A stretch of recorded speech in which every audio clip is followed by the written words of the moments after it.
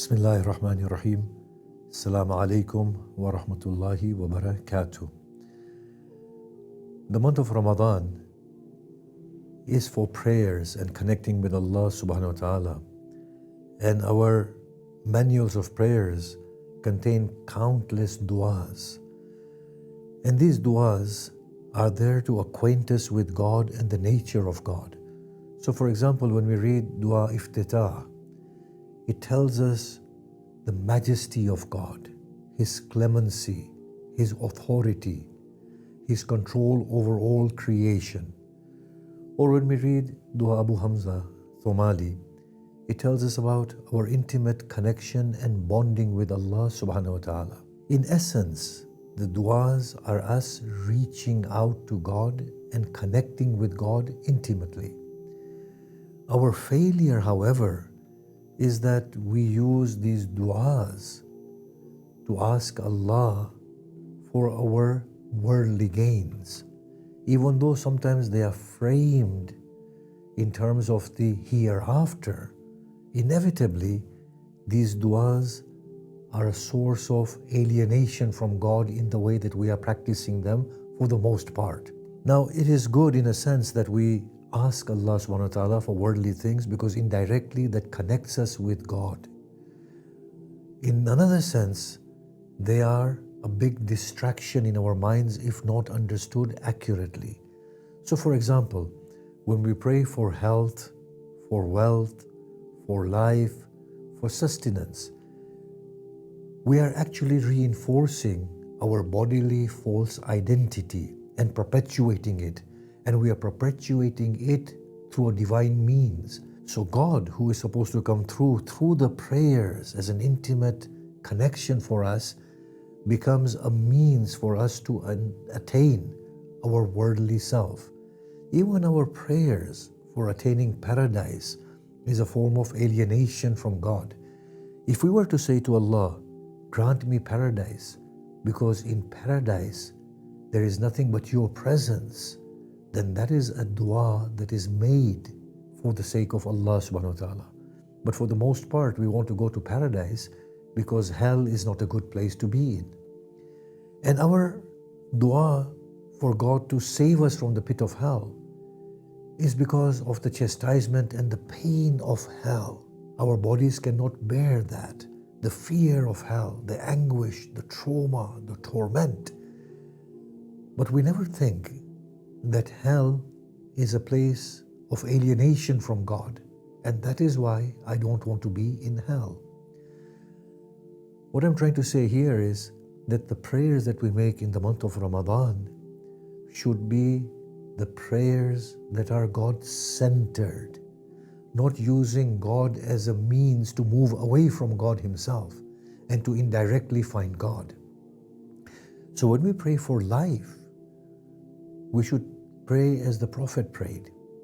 O Allah, grant me life if it becomes a means for me to come closer to you.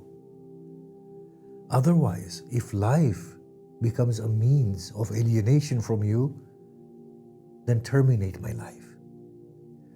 Grant me wealth if wealth assists me in serving your cause and gives me the opportunity to detach my want of wealth by giving it away in your way and freeing my inner being, then give me wealth. But if wealth defines me and my personality and reinforces to me my worth, then take wealth away and let me find you through poverty. We often hear that particular incident of the Prophet, that the Prophet hadn't eaten for several days, and an angel came to the Prophet and said, Allah subhanahu wa ta'ala offers you to the keys to the treasuries of His heavenly wealth. You may eat and sustain yourself and still get the reward that God would have given you in a state of poverty. The Prophet teared and he said, O angel, take away these keys. I will thank Him on the day in which He provides, and I will bear patiently in the day in which He deprives. For I do not want to feel that I have any discretion over my life for even a moment or for a blinking of an eye. I do not want to be distracted from my God, and I do not want to lose this sense that I'm entirely dependent upon God. I don't want this false security by gaining wealth. So ask for wealth only if wealth is going to assist us in removing our veils.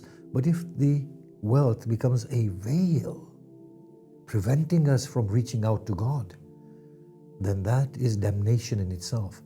Similarly, when we pray for knowledge, only pray for ilmun nafi', knowledge that is beneficial in unveiling us and taking us back to God. Otherwise, these are worldly prayers through God, in which we delude ourselves in thinking we are praying to God and God is giving us everything we want. What we don't understand is that it's increasing our alienation from God in the name of God. The prayers have to be centered with Allah subhanahu wa ta'ala. And as we quoted that analogy in the first discussion, that either it is a seed that is evolving to God, or it is a drop of water re-entering into the ocean. If we can base our prayers on those analogies, that when we ask Allah for worldly things, it is only to increase us in godliness. Give me power so that I may forgive. Give me wealth so that I may give excessively. Give me life so that I may serve you and your creatures. That is the example of the seed growing through the opportunities that the body and the world offers us. Whereas the prayers that is made through the analogy of the drop of water re-entering the ocean are prayers that are directly asking God for the removal of impediments. To say to Allah subhanahu wa ta'ala, Allah, remove this distrust that I have in you, and in its place bring trust. Remove this fear that I have of hell, of loss of wealth, of loss of life, of everything. Remove this fear because you should be my security. O Allah, remove my hard-heartedness so that I may break at the plight of others and care for them. O Allah, remove this mercilessness from my heart so that I instantly forgive people. O Allah, remove this lack of care, lack of appreciation. So these are the sort of prayers that need to be made in this month. These are the prayers of the essence, God-centered prayers, in which allow us to remove the barriers so that the beauty can emerge from within us. All that we can work towards that beauty and reclaim it. These are the two types of prayers that we need to embark upon in this month. Now, for that, we need to be present with God without pretense, our authentic selves. Now, this is difficult because we are so pretentious and we've become so caught up in this body that we have forgotten ourselves and how to be authentic. And it is not our fault. And Allah subhanahu wa ta'ala is merciful. He sees our plight and He sees our situation and He accepts us and He knows what is happening. But we need to begin by trying. We need to go to Allah and say, look, this is who I am and you know who I am and what I am. These are my weaknesses and you know what they are. They are apparent to you. I come to you in this month. You are my host without trying to hide from you. I come to you with sincerity, with honesty. The first thing I want from you, O Allah, is to unveil myself to myself, because even I, in my own mind, am constantly veiled and I'm never truthfully available to myself. The biggest prayer here is to find that level of authenticity, to talk with Allah. And as the 30 days progress, we will find that authenticity emerging within us, and we become more and more genuine and real with God. Wassalamu alaikum wa rahmatullahi wa barakatuh.